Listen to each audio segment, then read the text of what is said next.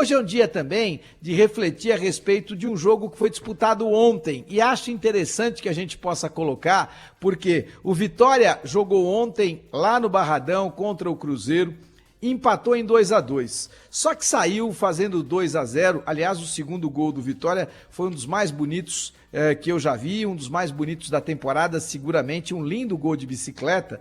Mas o interessante dessa história, que precisa também de muita observação, é o fato de que o Vitória faz 2-0, aí tem um jogador expulso, e aí o time do Cruzeiro faz 2-1 merecidamente, e no 2-2 são muitas as reclamações.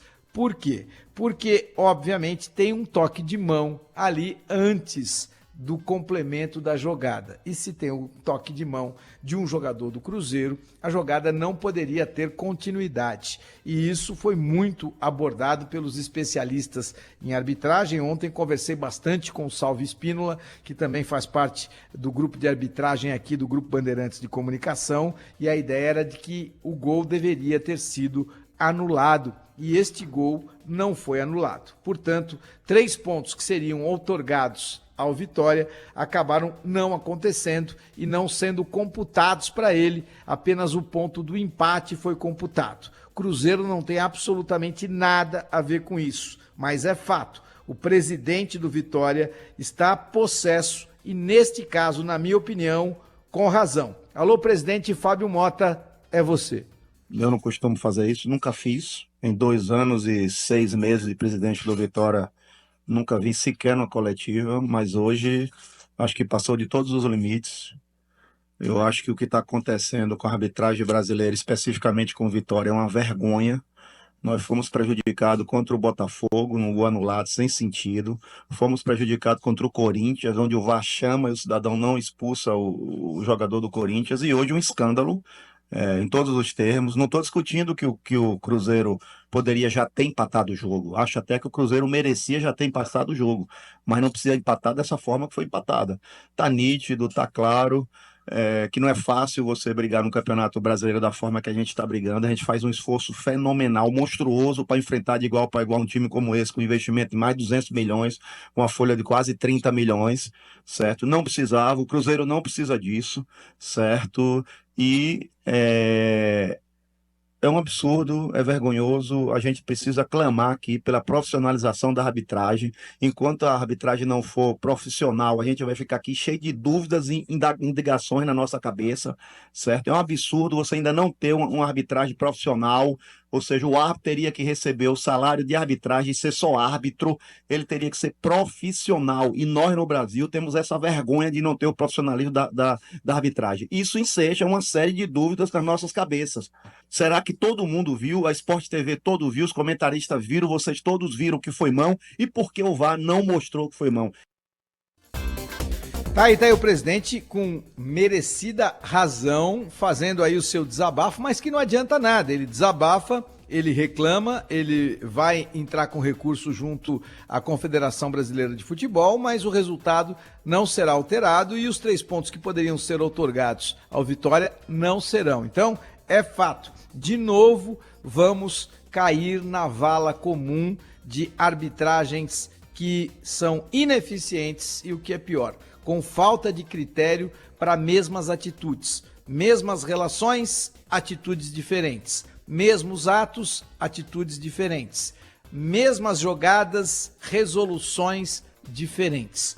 É a falta de critério da arbitragem brasileira. E, de novo, vamos voltar num tema que há muito eu pauto aqui nos meus programas, tanto aqui na Rádio Bandeirantes, quanto na Band e no Band Esportes, que diz respeito à profissionalização da arbitragem. Não é possível que você tenha um espetáculo que envolva, pense só, o Flamengo fatura 1 bilhão e 500 milhões de reais ano. O Palmeiras, 1 bilhão de reais por ano. O Cruzeiro acaba de investir 200 milhões de reais aí na contratação de jogadores desde que o Pedrinho assumiu o comando da SAF do Cruzeiro. Uma folha de pagamento de mais de 30 milhões de reais todos os meses. Você sabe quanto o Atlético Mineiro investe. Você sabe que tem jogadores que hoje na Série A ganham 1,5 milhão de reais, outros 2 milhões de reais, outros 1,2 milhão de reais. Tem treinador, como é o caso do Abel Ferreira, que ganha 2,5 milhões de reais todos os meses. Como é que você tem esse tipo de número? Como é que você tem orçamentos gigantescos? Como é que você está lidando com o futebol, que é o esporte mais aclamado e apaixonado do planeta, com 4 bilhões de torcedores no mundo, e você não tem arbitragem profissional? Tá super certo aí o presidente do Vitória, que mais uma vez toca num ponto que eu tô cansado de bater. É inacreditável que a CBF, que é uma entidade privada, que é uma entidade bilionária, porque o orçamento da CBF também ronda 1 bilhão de reais todos os anos, ou seja, é extremamente rica a entidade que é privada e que ela não tenha se dedicado à ideia de que, olha, nós vamos fazer um seleto grupo de árbitros profissionais que poderão ser escalados 2 vezes por semana, porque vão fazer isso da vida, que vão ter que se dedicar, que vão ter preparação física. Então não adianta você pagar 4, 5 mil reais por arbitragem, e é fantástico para o árbitro, é ótimo, e ele tem um baita complemento de arbitragem, mas você não tem o cara profissionalmente. As cobranças para o árbitro são profissionais e ele não tem, na contramão dessa história, não tem a compensação profissional pela sua arbitragem. Isso não pode acontecer. Então é fundamental que a gente pense nesta situação.